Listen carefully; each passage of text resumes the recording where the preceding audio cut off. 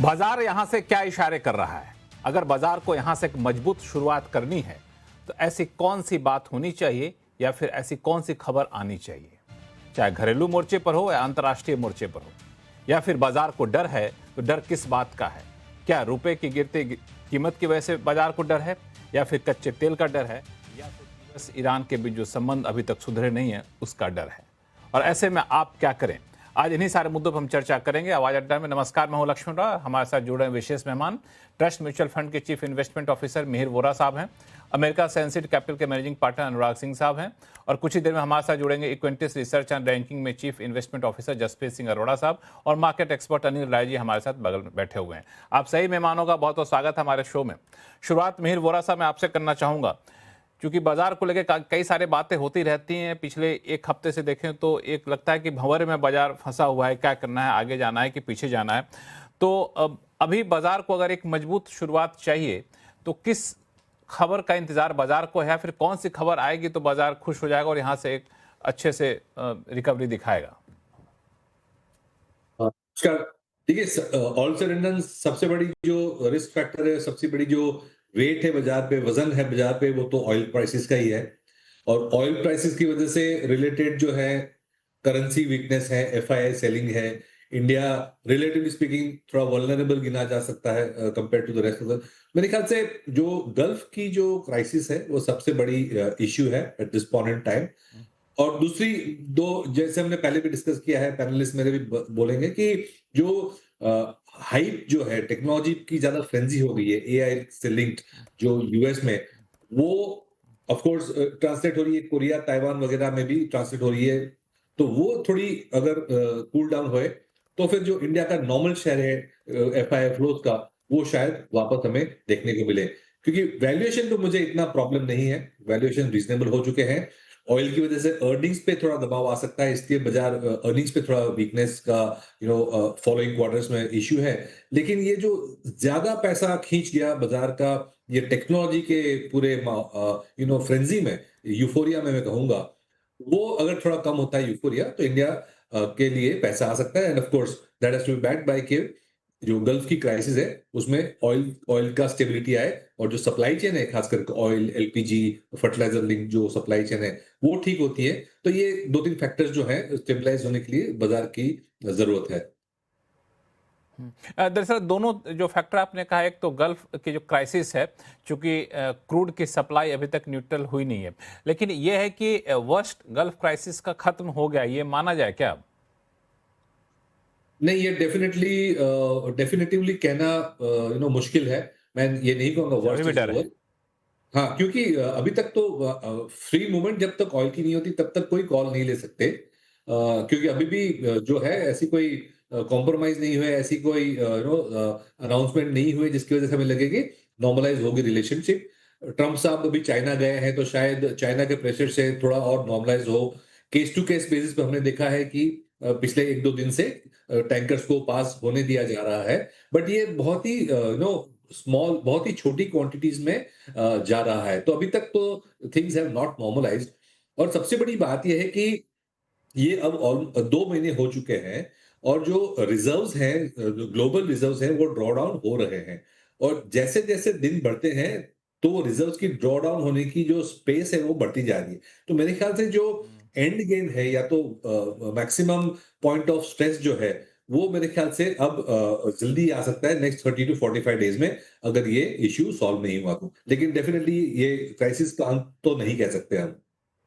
हाँ, बिल्कुल आपने सही कहा कि अब तक क्या था कि जो ऑयल रिजर्व लोगों के पास पड़ा हुआ था, पाइपलाइन में थी, उससे काम चल रहा था, लेकिन अब वो धीरे धीरे खत्म होने लगा है। तो और लेकिन अभी तक ये नहीं हुआ है कि स्ट्रेट ऑफ हॉर्मुज बिल्कुल नॉर्मल हो जाए, खुल जाए, इसके कोई ठोस संकेत नहीं मिल रहे हैं। अनुराग सिंह जी, 3 फैक्टर मिहिर सर ने बताया, एक तो क्रूड क्राइसिस, दूसरा एफआईआईज का निकलना, और तीसरा एआई का संकट। तीनों पर आपसे अलग अलग सवालों को लेकर के आऊंगा, लेकिन सबसे पहला सवाल, क्रूड क्राइसिस, अभी भी आपको लगता है कि सिचुएशन यहां से और ज्यादा खराब हो सकती है?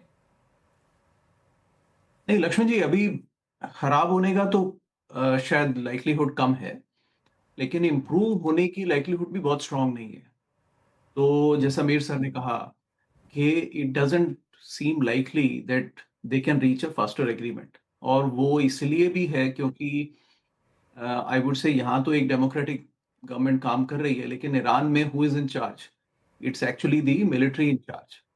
तो वैसे में तो मिलिट्री इन चार्ज जिसको who is not answerable to people and generally can clamp down internet and everything, कुछ इंफॉर्मेशन वहां से वो वही आने देते हैं जो वो चाहते हैं, और उन्हीं से बात करवाते हैं जिनसे वो चाहते हैं बात करें आप।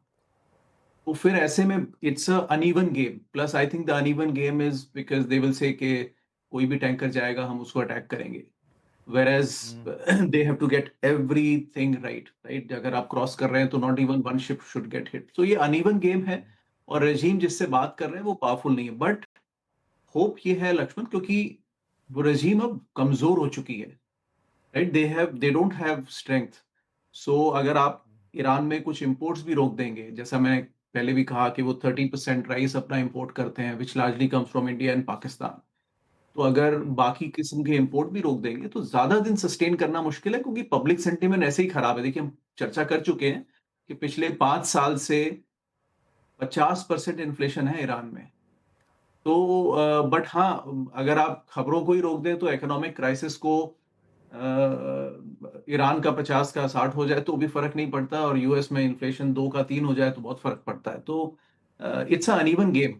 लेकिन इतना कह सकता हूँ कि governments work best in pressure, तो ट्रम्प साहब भी प्रेशर में है, and that's why I think in a visit to China somewhere he is also trying to resolve कि एटलीस्ट एक बार को इसमें हाँ लॉन्ग टर्म सोल्यूशन देखें। इसमें मुझे हाँ इसमें मुझे जो सबसे बड़ी दिक्कत दिख रही है अनुराग जी, वो ये कि अगर पॉलिटिकल लीडरशिप के साथ आपकी सहमति बन भी जाती है तो क्या आईआरजीसी आपकी बात मान लेगा, या फिर जिस तरीके से आईआरजीसी डिसेंट्रलाइज हो चुका आज की तारीख में, सरकार के नुमाइंदे कुछ और कहते हैं तब भी शिप पे हमले हो जाते हैं, तो बिल्कुल नॉर्मल बेधड़क बगैर डर के क्रूड का ट्रांसपोर्टेशन हो सकेगा, इसकी संभावना मुझे कम दिखती है नियर टर्म में।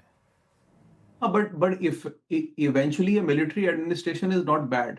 अगर आप इफेक्टिवली देखें कि रिलीजियस लीडर से हटके अगर मिलिट्री चार्ज में आ जाती है ईरान में, तो it's easy to deal with them. Once you deal with them then it is easy, right. तो इन अ वे अमेरिका का काम हो जाएगा effectively, because military leaders are very easy to deal with once you get the right plugs in place. Like Pakistan के case में हमने देखा America almost जो चाहे करा लेता है।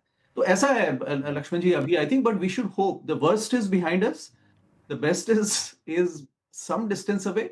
कोशिश जारी है उसकी, राइट। उसमें सपोर्ट सबको करना पड़ेगा, चाइना को सपोर्ट करना पड़ेगा, सपोर्ट इंडिया को भी करना, सबको करना पड़ेगा।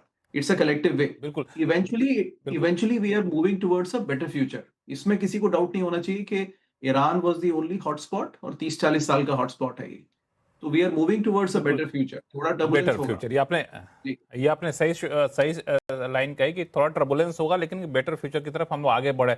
अनिल जी और जसप्रीत जी आपके पास आऊंगा, लेकिन एक सवाल मिहिर वोरा साहब आपके पास लेके आऊं, जो क्रूड को लेके जो आपने कहा और फिर अनुराग जी ने जो कहा, तो जब तक कि क्रूड की सप्लाई नॉर्मल नहीं हो जाती या फिर नॉर्मल होने के ठोस संकेत नहीं मिल जाते हैं, तब तक हम लोग क्या कुछ चुनिंदे सेक्टर से, चुनिंदे पॉकेट से दूरी बना के रखें, और वो कौन हो सकते हैं पॉकेट?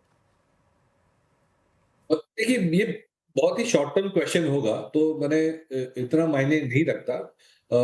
बट इन जनरल अगर क्रूड शॉर्ट सप्लाई में रहा तो इन्फ्लेशन बढ़ने की उम्मीद है। वो तो ऑलरेडी हम देख रहे हैं कि ऑयल प्राइसेस बढ़ेंगे तो फ्यूल प्राइसेस बढ़ेंगे, ट्रांसपोर्ट कॉस्ट बढ़ेंगे। तो इसमें टिपिकली जो फिनेंशियल्स और जो इंटरेस्ट रेट सेंसिटिव सेगमेंट्स रहते हैं, जैसे कि commercial vehicles, financials, banking, NBFC खास करके, जहां पे बोरोइंग कॉस्ट बढ़ने से जो मार्जिन्स के इम्पैक्ट आ सकती है, वो सेक्टर्स में टेम्पररी इश्यू आ सकता है। बट मैं ये कहूंगा ये बहुत ही शॉर्ट टर्म व्यू है। लॉन्ग टर्म व्यू में तो ये सेक्टर्स पॉजिटिव ही रहेंगे, बट अगर आपने शॉर्ट टर्म के लिए पूछा है तो ये सेक्टर्स जो इंटरेस्ट रेट सेंसिटिव है वो उसमें प्रॉब्लम हो सकती है। एक सवाल और आपसे पूछूं मैं कि गवर्नमेंट ने इस हालात से निपटने के लिए अभी हाल में जो जिस तरीके से पेट्रोल प्राइसेस बढ़ाने का अलाउ किया है, अलाउ ही करना कहेंगे क्योंकि बढ़ाना तो ऑयल मार्केटिंग कंपनियों को होता है, तो इस मूव को कैसे देखा जाए? मिहिर वोरा सर।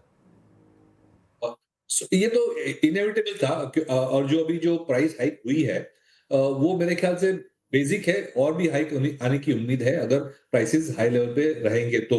तो ये 3% जो हाइक किया है वो तो कुछ नहीं है। ये एक डायरेक्शन 3 रुपए। ये है कि गवर्नमेंट धीरे धीरे करके, जैसे कहते हैं जोर का झटका धीरे से लगे, वो तरह की एटीट्यूड है।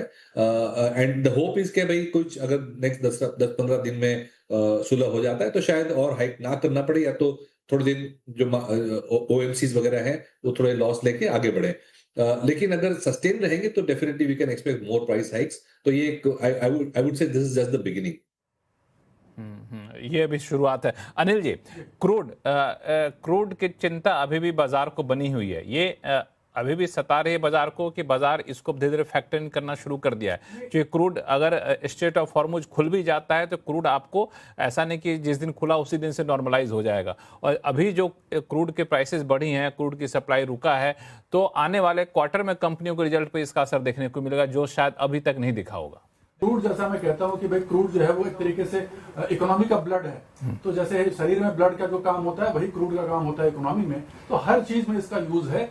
और इसके बढ़ने से अभी जैसे अभी हम जब बात कर रहे हैं तो इस समय मैं देख रहा था ब्रेंट करीब 110 के ऊपर पहुंच चुका है और ये फिर से अब राइजिंग उसमें जा रहा है टेरिटरी में, और 120 का ऑल टाइम हाई है और ये ऑलरेडी 110 इस समय पहुंच चुका है। तो कहीं ना कहीं ये चीज बाजार को डरा रही है। इसके इफेक्ट हमको साफ साफ देखने को मिल रहे हैं। देखिए, हमारा करंट अकाउंट डेफिसिट का एक फियर बन करके आ रहा है कि वो बढ़ना है तो फिर उससे इन्फ्लेशन बढ़ने के चांसेस हैं, और फिर साथ में आपके जो अर्निंग्स हैं वो गिरने के चांसेस हैं। तो सारी चीज़ें जो हैं बाजार उसको लेकर के रिएक्ट कर रहा है।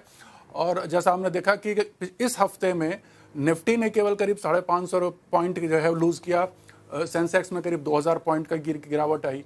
तो ये सारी करेक्शंस को बाजार लेकर के चल रहा है और आने वाले समझ लीजिए कि क्वार्टर में भी इसका असर रिजल्ट्स पर क्लियरली दिखाई देगा। ये